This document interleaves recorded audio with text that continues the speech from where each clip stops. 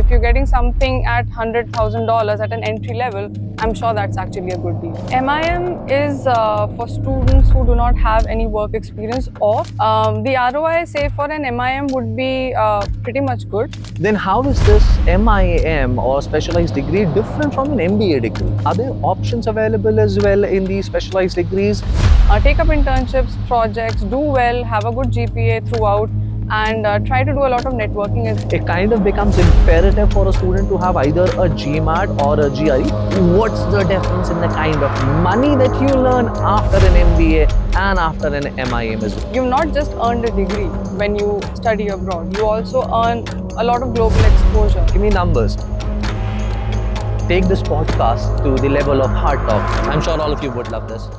Hello, one and all, and welcome to yet another session of Overseas Insights with E.T.A Education Services. And this session is very particularly held in order to cater to all those questions that you sent our way.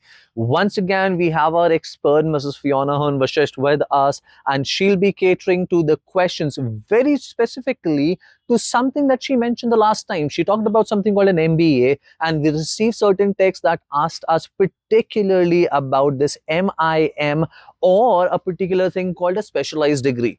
So we will again have Fiona madam to go on and answer all the queries that you sent to us. Also, if you have any query, feel free to mention them in the comments. So once again, welcome to the show, madam. Thank you so much for having me again. So I think again today we'll have some discussions about the MIM, and students, I'm sure, will get some information through this session. Indeed, madam. So like you said, of course, based on our last session, we received certain texts, and the students were asking about this, that if they do not have any work experience, say for example, if they do not come from an industry already, this specialized course, this specialized masters, as they say, and MIM particularly, who should actually be opting for it? So the first thing I'd like to ask from you to clarify to everyone is, what exactly is an MIM or a specialized degree for that matter? Okay, so MIM is for students who do not have any work experience, or some students who do have experience up to a year. Who've come from, say, a technological background, or even students who've done their BBA or BCom and do not have any experience but do want to step into some specialized degree or an MIM where they can start off their career. So an MIM degree is for students who want to start off their careers fresh after graduation. Ah, all right, fair enough. And when you talk about MIM or specialized degrees, madam, are there options available as well in these specialized degrees? Yes, there are. In the MIM, if you talk about that degree, that's a general degree where students can surely take up electives based on their interests. So, if somebody takes up an MIM, they'll have core modules related to finance, economics, accounts, a bit of management and business. And apart from that, they can also take up, say, electives related to finance and want to specialize a bit in terms of that degree. Now, when we talk about the specialized degrees, those degrees are related to specific programs, say, for example, finance. If you talk about HR, that's human resource. Then if somebody wants to go in for marketing or digital marketing. So these kind of options are available, which are offered by B schools. And there are some degrees which are offered by B schools, and they have some interdisciplinary departments as well, where, say, for example, if you talk about an MSc in finance, you have B school lecturers, and then apart from that, you'll also have lecturers from the mathematics side, helping them with data analytics and data science. All right. So while you mention these things, madam, that one can do a specialized course in management, like you said, data science, digital marketing, number of things like this, brings me to a curious question. Then how is this MIM or specialized degree different from an MBA degree? Okay, so as we discussed in the initial session, I'm sure that the viewers must have gone through that session as well. The MBA, as we suggested, is a professional degree for people who have a certain extent of experience in the industry. And an MIM is for people who are freshers or have relatively less experience up to a year.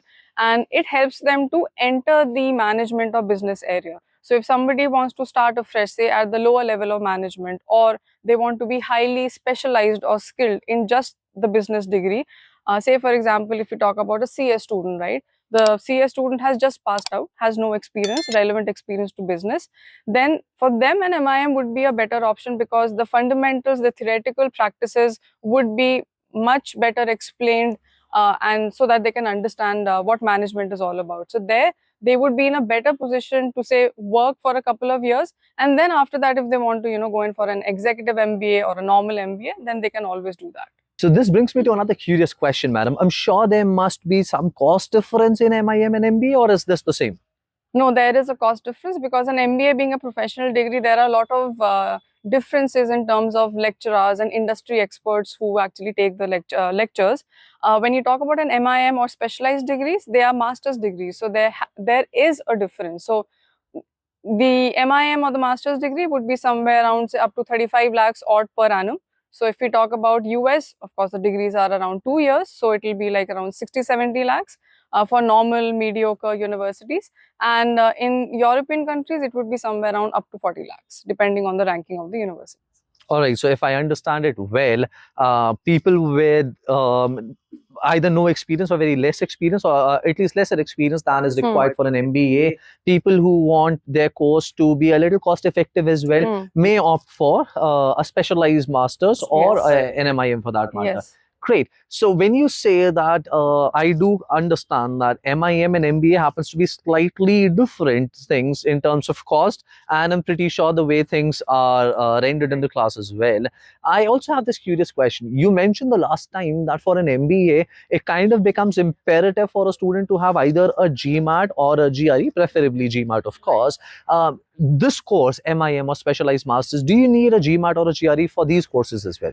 Okay, now this question is somewhat, based on the kind of countries that the students choose. So I did mention the last time that when you talk about B schools, you don't take countries into perspective. You take the rankings and the departments, the B schools into perspective. Now, when we talk about MIMs, most of the countries will not require a GMAT. Say, for example, universities in UK or Ireland, or certain universities in Europe. But the US would generally require a GMAT for any B school related program. So even if you go in for marketing or MIM or finance or say digital marketing, they'll require a GMAT. And then all those top notch universities, say like HEC Paris, EdHec, Essex, INSEAD, all these kind of universities will require a GMAT for an MIM degree as well. Okay, so when you say they would require a GMAT, is there an ideal score that these people should have? It is more or less the same, because they are top ranked universities in the world according to the QS ranking and also the FT rankings. The scores would be somewhere around the same, 650 to 700 as per the new GMAT, and the old GMAT would be somewhere around 700 plus.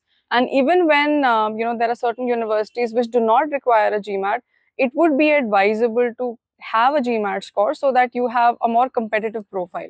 So let's move on to the next question, madam. Of course, we understand that in order to come to places like Al Fresco or go to wonderful restaurants, the primary thing that everyone requires, and one of the motivations for doing a course, is money. And I've just had this curious question. I'm sure you'd laugh at it, but this is the point.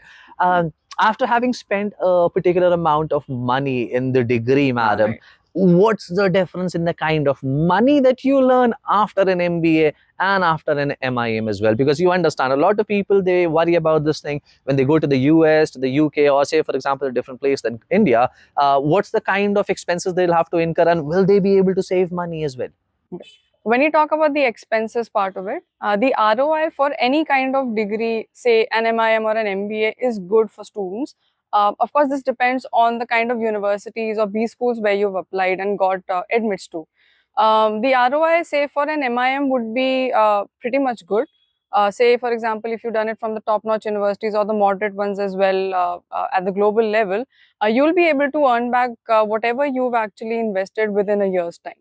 Now, the point here is that you also have to do something during your masters. You should take up some internships if you're talking about an MIM currently. Take up internships, projects, do well, have a good GPA throughout, and try to do a lot of networking as well, because that helps you get jobs globally. So not only in just that country, there are people who come from different countries, different companies as well, and you can actually be placed, which has happened with previous students as well, whom we have advised to go abroad for an MIM. Great. Madam, I'd really like to go on and take this podcast to the level of hard talk, and I'll ask you a difficult question. While you did answer that previous question, and I really appreciate that, how about this? Give me numbers. Let's talk about the numbers, madam. When I invest, so you said that when I opt for an MBA, I'll have to, in the US very specifically speaking, I'll have to shell out somewhere around a crores, right? And when I go for an MIM, of course, I'll be shelling in the US, if I'm not wrong, somewhere around like 70, 80, yeah. 70, 80 again. So me having spent that kind of money, I would want numbers. How much would I earn after an MBA degree and after an MIM degree as well, madam? All right. So I'll give you. I'm sure all of you would love this. I'll give you a kind of a range when we talk about both an MBA and an MIM. So, if somebody has completed an MBA, now you have to understand those people who've completed an MBA already have some amount of experience behind them. There are some people who will join back the same companies where they've completed the experience from because they needed an MBA to upgrade themselves, right? So, they'll have a better pay package. Say, for example, if they're already earning around $150,000 or something, they might go up to $250,000 depending on the level of management they're at, right? Okay. In terms of people who will join different industries as well. So the normal range for MBA grads would be somewhere around 150 to $200,000 if you're actually placed abroad, not in India, of course. And when we talk about an MIM, it will be somewhere around $100 to $150,000, which is the entry level. If you're getting something at $100,000 at an entry level, I'm sure that's actually a good deal.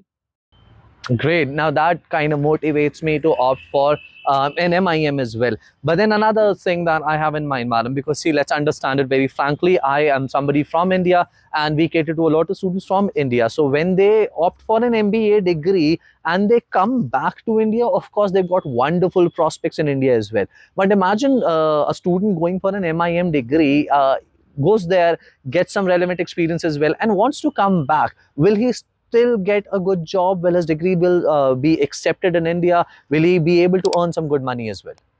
Yes, they will be able to earn good money because any degree, be it an MIM or a normal master's or an MBA, adds to the profile because you've not just earned a degree when you study abroad. You also earn a lot of global exposure. You've done some internships. You've done some live projects for certain companies, say, in the US or UK or any place in Europe, wherever you've actually earned your degree from. Plus, you've done a lot of networking as well, right? So all that adds to your profile, which generally is missing for students who do an MBA here in India. They don't get that exposure. Well, that's a wonderful point, actually. Right? So that adds to your profile. And when you have to apply at, say, the top companies, again, the big four kinds in India or any other top company, Indian companies here, Reliance, be it Airtel, any kind of company, you'll actually end up earning well. So that adds to it. And anybody who is looking for, students or candidates for leading their teams or managing their teams and strategizing according to, the policies that they have and increasing their profits, they would prefer people with global degrees because they have a lot of trade, they have a lot of amalgamations as well that they're looking into, maybe mergers at any level. We've had people, companies like Facebook taking over, WhatsApp, for example. So even there, people were involved, different people from different countries were involved. So they prefer those people and would be willing to shell out a good remuneration for them. That's a wonderful point, madam, and you've also put it across in a very refined manner.